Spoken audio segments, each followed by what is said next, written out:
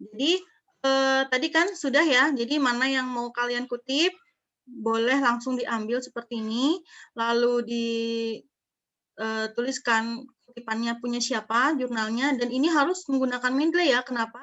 Karena nanti kalau kalian ubah ke template jurnal atau jurnalnya akan diterbitkan, akan otomatis tersitasi. Yang saya maksud tersitasi tadi seperti ini. Nah, pada saat di saya nih, misalkan penelitiannya, oh, sudah ada nih yang mencitasi. Nah, ini akan otomatis bertambah kalau misalkan nanti ada yang mencitasi lagi. Kenapa?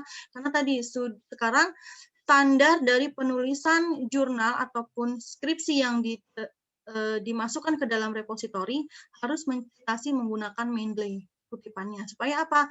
Ketika diupload secara online, dia akan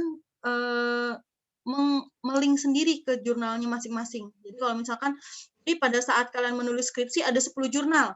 Nah, skripsi itu misalkan sudah diterbitkan secara menjadi jurnal juga. Nah, jurnal yang kalian terbitkan secara online, daftar pustakanya itu akan otomatis melink masing-masing ke Google Scholar-nya masing-masing. Jadi kalau misalkan, makanya tadi harus menggunakan Mendeley.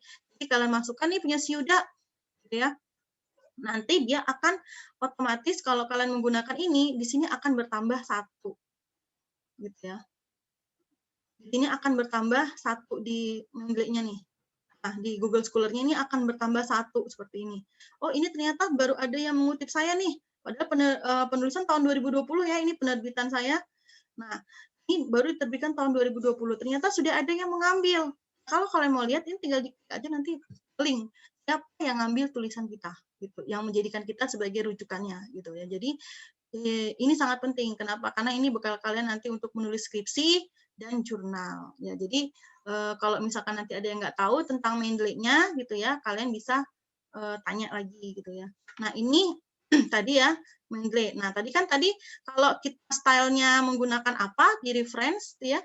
Nah, ini berubah. Kalau nanti kalian skripsi, kalian menggunakan triple E. Jadi kalian nanti skripsi untuk style kutipan itu menggunakan IEEE. Nah, kita lihat dulu apa tadi berpengaruh kemana? Daftar pustaka. Misalkan di sini saya buat daftar pustaka. Kan kalian akan menulis daftar pustaka ya. Setiap kali kalian menulis makalah ataupun skripsi ataupun apapun akan ada selalu daftar pustaka. Nah, karena di sini kita mencantumkan satu jurnal, maka satu reference gitu ya, satu jurnal, satu kutipan, maka di daftar pustaka hanya ada 1. Jadi nanti di sini insert bibliografi. Ini penulisan daftar pustaka nih insert bibliografi. Ini kalau kalian insert bibliografinya, nah secara otomatis daftar pustakanya sudah terbentuk. Ini yang dinamakan penulisan daftar pustaka menggunakan Mendeley. Jadi ini wajib. Jadi kalau misalkan nanti kalian menulis 3 atau 4, tiba-tiba di atas hilang kutipannya, kalian nggak jadi ambil nih, hilang. Daftar pustaka akan otomatis hilang juga. Nah, ini apa bedanya antara apa dengan IEEE gitu ya. Nah, lihat, di apa dia seperti ini penulisannya, Kusuma. Y, nama belakang dulu sama ya, Rahmat Hidayat, Yusnia Budiati, tahun, judul, ya, judul jurnalnya Remix ya, ada di volume 5 halaman volume 5 nomor 1 gitu ya, halaman 96 sampai 103. Ini jelas. Ini kalau data ini diambil dari mana? Yang tadi nih, data di sini. Jadi ini harus ada, kalau nggak ada nanti di sini nggak tertulis gitu ya. Jadi ini harus lengkap. Jadi tadi cara melengkapinya diklik aja di bagian details, lihat di detailsnya dilengkapi sesuai dengan tampilan jurnalnya. Kan jurnalnya ini. Nah, kalian bisa lihat di sini, oh dari jurnal ini volume 5 nomor 1 ya, nanti ISSN-nya ini, dia akan otomatis. Nah, halamannya tadi 93 sampai 103 nih, 96 sampai 103. Nah, di sini ada halamannya. Nah, itu kalian harus cantumkan semua nih detail di Mendeley-nya supaya apa? Ya tadi, pada saat di insert bibliografi semuanya tampil. Seperti itu ya, teman-teman ya. Nah, kalau misalkan kita menggunakan apa? Penulisan menggunakan IEEE gitu ya. Kita tinggal ubah saja di sini. Oh, kita menggunakan IEEE. Misalkan. Nah, kalau menggunakan IEEE kan nggak mungkin menurut 1 gitu kan. Bisa jadi ini kata menurutnya harus dihilangkan. Jadi nggak perlu langsung saja. Nah, ininya bisa diletakkan di bagian belakang seperti ini. Nah, seperti ini. Jadi, oh ternyata kata ini berasal dari si ini. Tadi ya, penulisan di jurnal Kayuda ya, seperti ini. Nah, nanti kalau kalian ubah stylenya menggunakan IEEE, gitu ya, berapapun daftar pustaka atau kutipan yang kalian buat, semuanya akan berubah secara otomatis tanpa kalian ubah lagi di sini. Jadi, otomatis di boardnya. Jadi, kalau misalkan tadi dia langsung nama, kalau dia IEEE dia ada nomor.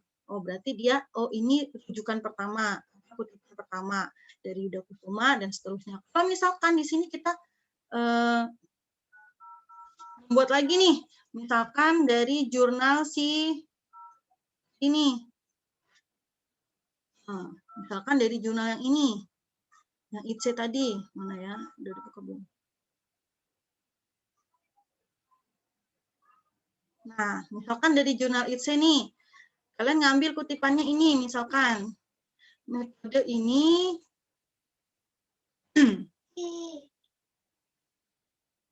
ada penelitian dilakukan ini, misalkan kalian cuma sampai segini nih ngutipnya, oke kita copy gitu ya, lalu kita letakkan di sini. Nah, misalkan seperti ini. Nah, di sini kan belum ada kutipannya. Kita masukkan lagi insert citation. Ini di sebelum titik ya, sebelum titik. Di sini insert citation gitu ya. Go to Mendeley, dibuka Mendeley-nya. Nah, kita ngambil dari si Kejus tadi. Nah, ini lalu cite di sini. Jadi ketika citasi itu langsung cite. Nah, di sini. Nah, akan otomatis nomor 2 karena dia ada di urutan kedua setelah si ngutip Yuda. Nah, kita lihat di daftar pustakanya, dia otomatis ya, akan otomatis sudah terdeteksi di sini. Nah, ini berdasarkan apa ya tadi jurnalnya tadi kan kita tambahkan jurnal ITC. Ini kalau nggak ada tadi datanya yang nggak ada kosong gitu ya. Sampai di sini bisa dipahami teman-teman untuk penulisan atau pengutipan menggunakan Mendeley desktop. Bisa ya? Bu, saya mau tanya, Bu. Silakan. Ya, saat kita proses pembuatan mengutip dari jurnal itu pakai Mendeley, itu kita posisinya harus online ya, Bu ya? Enggak. Yang penting data filenya sudah terdownload ya. Yang penting filenya itu sudah terdownload kayak tadi nih filenya sudah terdownload nih 2 gitu kan. Misalkan kalian download nih jurnal yang temanya yang sama, yang kalian gunakan yang mana? Nah, yang kalian gunakan itu masukkan ke Mendeley gitu. Jadi datanya gitu. Itu harus sudah terdownload gitu filenya. Oh, baik. Nggak harus online. Pada saat instalasi aja, Mendeley nanti kalian silahkan cari tutorial instalasinya. Mendeley itu tutorial instalasinya harus dilakukan secara online. Tapi ketika sudah install dan akan digunakan, selama filenya ada, bisa digunakan secara offline. Oh, baik, Bu. Jadi yang mau ditanyakan?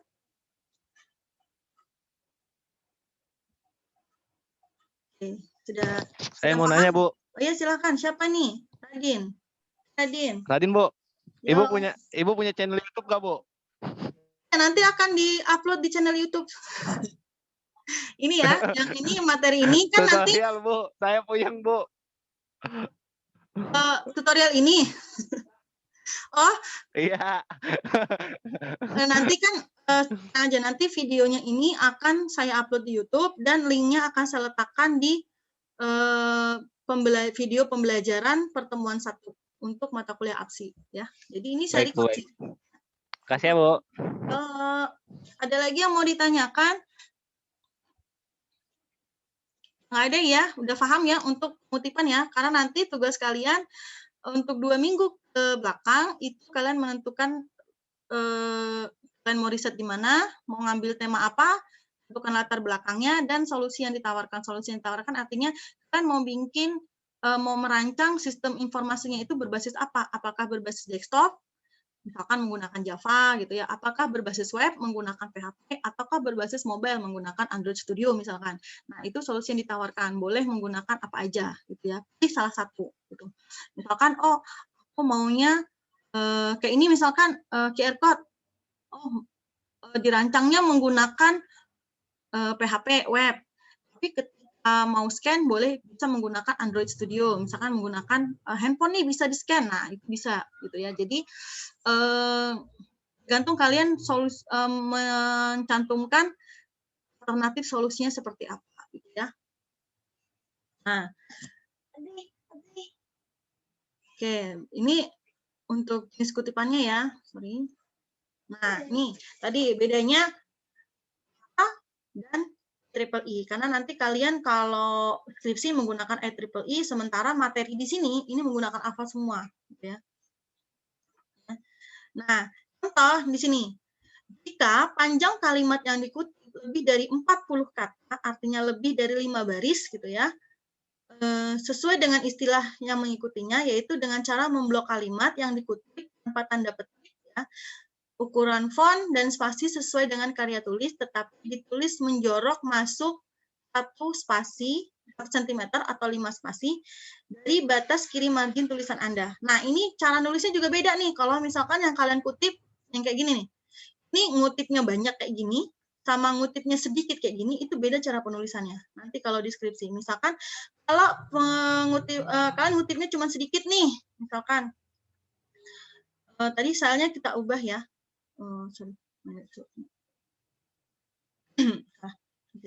Di Mendeley-nya kita gunakan tadi apa?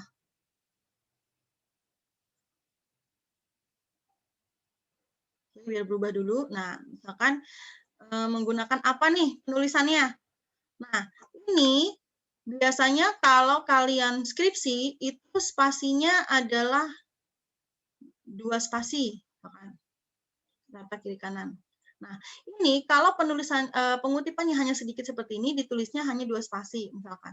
Tapi kalau kalian nanti skripsi, jika penulisan yang diambil lebih dari 5 baris, lebih 5 baris, dia ditulis menjorok ke dari penulisan kalian dan spasinya 1 spasi seperti ini. Jadi beda ya antara ini dan ini tulisannya beda formatnya.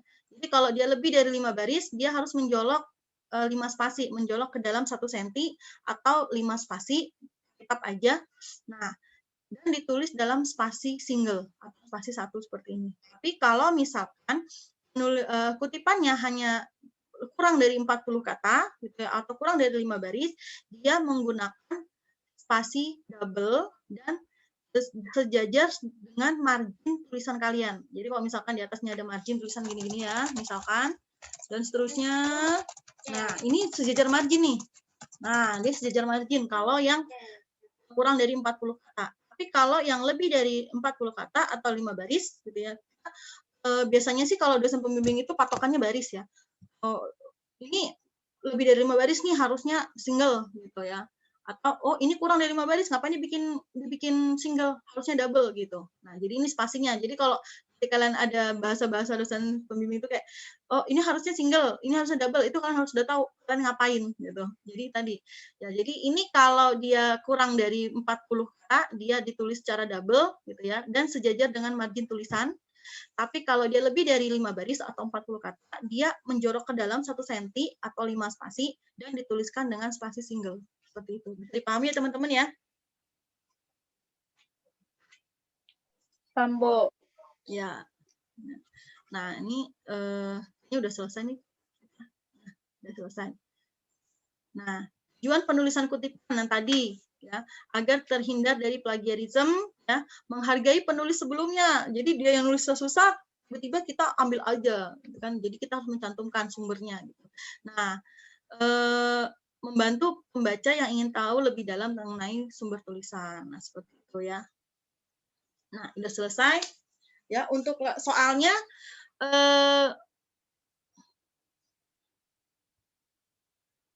untuk soalnya nggak usah ya, orang cuma 5 soal dan ini gampang-gampang kok. Ada di materi semua gitu ya. Nanti kalau kalian ujian, kalian pelajarin aja materinya, bisa. Atau ini saya rekam aja, nanti kalian lihat lagi videonya, ya, kalian bisa jawab. Nah, sampai sini bisa dipahami ya teman-teman ya, untuk kuliah pertemuan kita. Nah, kenapa pertemuan kita 4 SKS? Ya karena ini, banyak yang harus dibahas. Dan software-softwarenya banyak. Nanti kalau misalkan ini apa, kalian menggunakan Mendeley. Kalau misalkan nanti kalian kalian metode, misalkan, oh kalian menggunakan, kalau misalkan prototype, kalian menggunakan mockup, misalkan, software mockup kayak Balsamiq, nanti itu di IMK nanti kalian dipelajarin. Lalu misalkan, oh kalian merancang sistemnya nih, membuat diagramnya, oh pakai interface arsitektur gitu ya, untuk bikin UML-nya bisa. Atau misalkan nanti kalian database-nya nih mau pakai apa, terserah gitu. Jadi banyak software yang akan kita pelajari nanti sambil menjelaskan materi. Kalau nanti saya ada software-nya, akan saya kayak tadi ya, kayak Mendeley ini saya udah punya gitu. Dia akan saya jelaskan dan praktekkan buat kalian. Jadi nanti